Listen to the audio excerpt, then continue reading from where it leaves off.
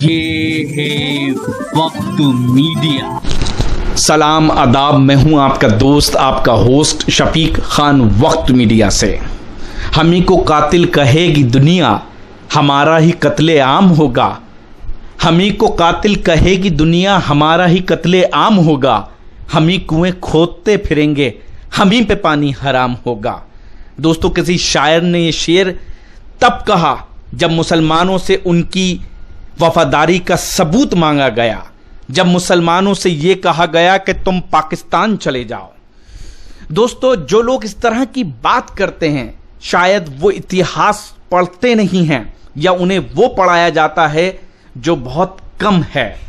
जी हां दोस्तों, मुसलमानों ने इस मुल्क में कोने कोने पे अपने हिंदू भाइयों के साथ जंग आज़ादी में हिस्सा लिया और अपनी जानों के नजराने पेश की हैं। सिखों ने भी किए हैं, हिंदुओं ने भी किए हैं, मुसलमानों ने किए हैं। हर कौम बिरादरी के लोगों ने इस देश के लिए कुर्बानी दी है। आज हम जिस जाबाज की, जिस बहादुर इंसान की, जी हां, जिस स्वतंत्रता सेनानी की बात कर रहे हैं, अगर आप सिर्फ 2-3 मिनट आने वाले 2-3 मिनट मेरी बात सुनेंगे और उस स्वतंत्रता सेनानी, उस मुजाहिद आज़ादी के बारे में आप सुन लेंगे तो आपके रोंगटे खड़े हो जाएंगे। जी हां, हम आपको ले चलते हैं मुरादाबाद। दुनिया भर में पीतल नगरी के नाम से जाना पहचाना जाता है। यहां से एक्सपोर्ट होता है दुनिया भर में। यहां के जो उत्पाद हैं, जो प्रोडक्ट्स हैं, वो जाते हैं, उनकी अलग डिमांड है। लेकिन शायद आप में से जो मुरादाबाद रहते हैं उनको भी बहुत कम लोगों को पता होगा, या मुरादाबाद से बाहर के लोगों को भी शायद कुछ ही लोगों को पता होगा कि जंग आज़ादी में खासतौर पे जो 1857 और 1858 का वक्त है, उस वक्त मुरादाबाद का क्या किरदार रहा है।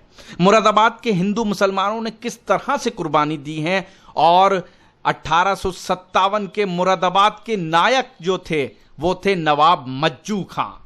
जी हां, शहीद वतन नवाब मजीदुद्दीन उर्फ मज्जू खां, जिनके साथ अंग्रेजों ने वो बर्बरतापूर्ण काम किया जिसे रहती दुनिया के हिंदू और मुसलमान नहीं भूल पाएंगे। जी हां दोस्तों, हम आपको ये बता दें कि नवाब मज्जू खां जो हैं मुरादाबाद के नवाब थे, और 1857 8 जून 1857 को आखिरी मुगल बादशाह बहादुर शाह जफर ने आपको मुरादाबाद का हाकिम घोषित किया। बड़ी बहादुरी से आपने अंग्रेजों की पलटनों को नैनीताल तक भगा दिया था। जेलें तोड़ दी गईं, कैदी आजाद कर दिए गए, सरकारी खजाने पर कब्जा किया गया। काफी समय तक आपकी हुकूमत रही। अंग्रेजों का दोबारा कब्जा जब हुआ तो अंग्रेजों को पता था कि इसी नवाब मज्जू खां की वजह से हमें इतनी जलालत उठानी पड़ी है, हमारे इतने साथी मरे हैं, हमारा खजाना लूटा गया है। तो अंग्रेजों ने जैसे ही फिर दोबारा कब्जा किया, और लगभग 1 साल का पीरियड नहीं गुजरा था, यानी 25 अप्रैल 1858 को जब अंग्रेजों ने मुरादाबाद पे कब्जा कर लिया था, तो उसने वो खूनी खेल खेला। हिंदू मुसलमान जो भी थे, जो नवाब मज्जू खां के पीछे थे, उनको गोलियों से भुनवाया और गलशहीद के जिगर पार्क के सामने उनको फांसी पर लटका दिया गया। गलशहीद का नाम इसलिए ही गलशहीद पड़ा। लेकिन जब बारी आई नवाब मज्जू खां की, तो आपका जो है खून खोल उठेगा किस तरह से अंग्रेजों ने उनके साथ व्यवहार किया। जी हां दोस्तों, नवाब मज्जू खां चाहते तो उस जमाने में बहुत से ऐसे रजवाड़े थे, चाहे वो हिंदू हों चाहे वो मुसलमान हों। उस जमाने के कुछ रजवाड़े, कुछ नवाब अंग्रेजों की गुलामी कर रहे थे और ऐश परस्ती की जिंदगी जी रहे थे, और आने वाली नस्लों के लिए उन्होंने करोड़ों रुपए छोड़ दिए। आज भी उनकी नस्लें मौज कर रही हैं। लेकिन नवाब मज्जू खां एक ऐसे नवाब थे जिन्होंने इन चीजों की फिक्र करी, देश को आगे रखा, मुल्क को आगे रखा। बहरहाल हम आपको बता दें कि अंग्रेजों ने उन्हें पहले गोली मारी। जी हां दोस्तों, 25 अप्रैल 1858 को आपको गोली मारी गई। गोली मारने के बाद भी अंग्रेज रुके नहीं, उन्होंने आपको चूने के भट्टे में डाला, उससे पहले पेड़ पे लटकवा दिया। आप समझ सकते हैं कि किस तरह से बर्बरतापूर्ण उनकी शहादत, उनको मारा गया। जी हां, नवाब मज्जू खां को पेड़ पे लटकाया गया, चूने के भट्टे में डाला गया, पूरे शहर में उनके हाथी से खींच खींच के जो है उनके शरीर को रौंदा गया। हाथी ने सर पे पैर भी रखा और उसके बाद जो मुरादाबाद के गल शहीद पर पुत्तन शहीद मस्जिद है उसके पीछे कब्रिस्तान में डाल दिया। जी हां दोस्तों, इस तरह से व्यवहार किया है। तो हमें कभी कभी गुस्सा इस तरह से आता है कि जो लोग इस तरह की बातें करते हैं कि पाकिस्तान चले जाओ, मुसलमानों से सबूत मांगते हैं, वो ये क्यों नहीं सोचते कि मुसलमानों ने भी हिंदुओं के साथ इतना ही योगदान दिया है जितना और सभी ने दिया है, बल्कि बहुत से इतिहासकार तो ये कहते हैं कि उससे बढ़ के दिया है। लेकिन हम तो यही कहेंगे कि हिंदू मुसलमानों ने इस देश के लिए कुर्बानी दी है, सबका हक है, सबकी विरासत है।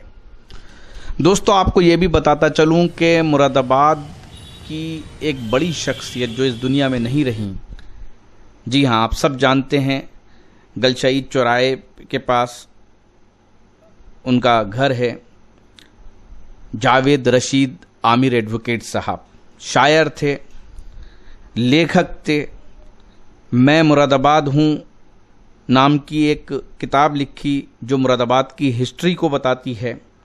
उन्होंने हमें बताया था कि नवाब मज्जू खां को जो उनको मकाम मिलना चाहिए था मुरादाबाद में, वो नहीं मिला। इतना बड़ा नायक 1857 का, इतनी बड़ी कुर्बानी। और उन्होंने हमें बताया कि बड़ी कोशिशों से जावेद रशीद आमिर साहब और बहुत से लोगों ने बड़ी कोशिश करके एक गेट लगवाया गलशहीद पे, जो आप ये देख रहे हैं, एक गेट है नवाब मज्जू खां के नाम से। और उन्होंने ये भी जब बताया था पिछले साल जब हम उनसे मिले थे, बड़े अफसोस की बात है कि पिछले 15 अगस्त को वो हमारे साथ ही थे, हम उनसे बात कर रहे थे, लेकिन इस 15 अगस्त को वो मौजूद नहीं, अल्लाह उनकी मफ़रत करे। तो उन्होंने ये बताया था कि इस गेट को जब शफीक भाई मुहर्रम के वक्त उतार दिया जाता है ताकि ताज़िए निकलेंगे, लेकिन फिर उसके बाद महीनों पड़ा रहता है। तो ये बड़ी अनदेखी की जाती है एक शहीद वतन के नाम से जो गेट बना हुआ है। और आप देखिए गेट की हालत क्या हो रही है, कोई रिनोवेशन नहीं होता। और फिर उन्होंने बताया कि मज़ार बहुत ख़राब हालत में था। उस वक्त हम लोगों ने बड़ी कोशिशों से ये मज़ारों को ठीक करवाया और वक्तन फ़क्तन हमने मुरादाबाद में जो भी डीएम रहे हैं उन्हें ज्ञापन दिया है कि नवाब मज्जू खां के नाम से कुछ ना कुछ किया जाए। यही बात हमें मज़ार पर मौजूद पूर्व पार्षद सुहेल साहब ने भी बताई। ये सुहेल साहब हैं कि हम भी डीएम साहब को ज्ञापन देंगे कि नवाब मज्जू खां के नाम से कोई मेडिकल कॉलेज या कोई शिक्षण संस्थान खोला जाए। तो बहरहाल दोस्तों, हम तो यही कहेंगे आपसे कि दिल दिया है जहाँ भी देंगे ए वतन तेरे लिए। तो नवाब मज्जू खां की ये जो जानकारी है आपको, मैं आपसे उम्मीद करूँगा आप इस वीडियो को लाइक करें, शेयर करें और तारीख़ को अपनी याद रखें, भुलाएं नहीं। और आप सभी को एक बार फिर स्वतंत्रता दिवस की बहुत बहुत मुबारकबाद।